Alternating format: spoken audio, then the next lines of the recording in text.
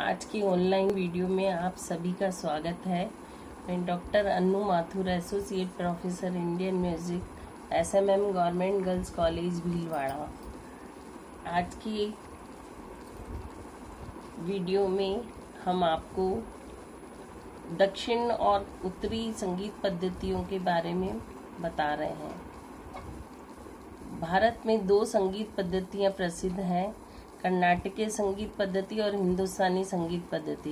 कर्नाटकीय संगीत पद्धति को दक्षिण संगीत पद्धति भी कहते हैं। यह तमिलनाडु, कर्नाटक, केरल और आंध्र प्रदेश में ही प्रचलित है। इसी प्रकार हिंदुस्तानी संगीत पद्धति को उत्तरी या उत्तर भारतीय संगीत पद्धतियां भी कहते हैं। यह दक्षिण भारत को छोड़कर शेष समस्त भारत में प्रचलित है। वास्तव में इन दोनों संगीत पद्धतियों के मूल सिद्धांतों में विशेष अंतर नहीं है, क्योंकि दोनों का आधार ग्रंथ शारंगदेव रचित संगीत रत्नाकर है। इन दोनों पद्धतियों में वर्तमान काल में जो समानता और भिन्नता है वह हम आपको बता रहे हैं। वह इस प्रकार है। हिंदुस्तानी संगीत पद्धति में हिंदुस्तानी संगीत पद्धति केवल गीत की बंदिश निबद्ध रूप से गाई जाती है और अन्य संपूर्ण विस्तार अनिबद्ध रूप से किया जाता है। दूसरा, हिंदुस्तानी संगीत स्वर प्रधान होता है। तीसरा, गीत गाते समय ही आलाप, बोलतान तथा तान इत्यादि प्रकारों का जो प्रयोग में लाया जाता है।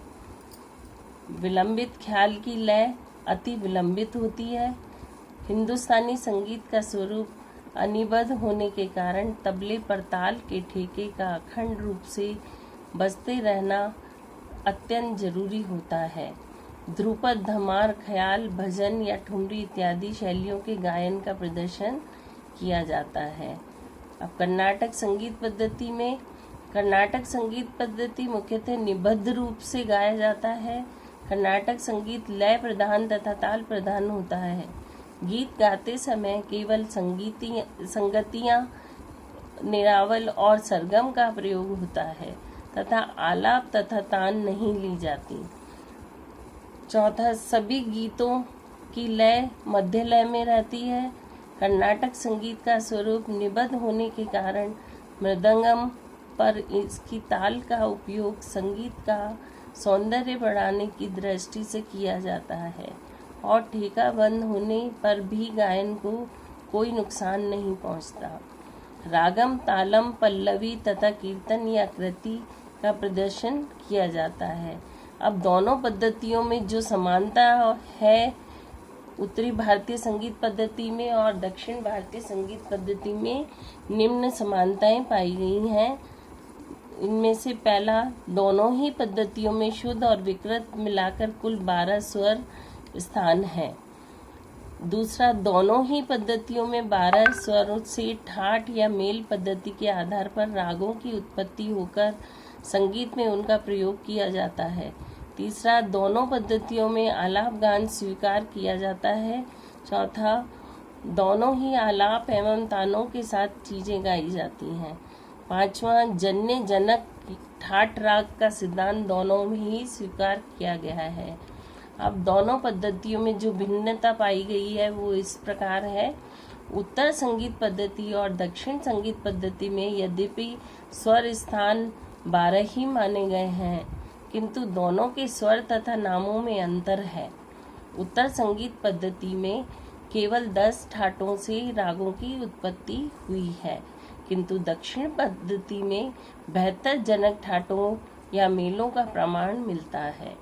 दक्षिण संगीत पद्धति की चीजें कन्नड़, तेलुगु, तमिल इत्यादि भाषाओं में रची हुई होती हैं और उत्तर संगीत पद्धति के गीत ब्रज भाषा, हिंदी, उर्दू, पंजाबी, मारवाड़ी तथा भोजपुरी इत्यादि भाषाओं में होते हैं। दोनों पद्धतियों के ताल भिन्न भिन्न होते हैं। पांचवा, दोनों पद्धतियों में स्वरोच्चारण तथा आवाज निकालने की शैलियां भिन्न भिन्न हैं।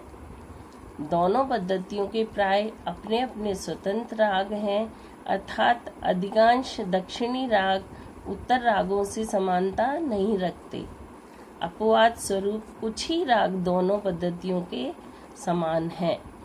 दक्षिण संगीत पद्धति के शुद्ध स्वर सप्तक को कनकांगी अथवा मुखारी मेल कहते हैं, किंतु उत्तर संगीत पद्धति के शुद्ध स्वर सप्तक को बिलावल ठाट कहा जाता है।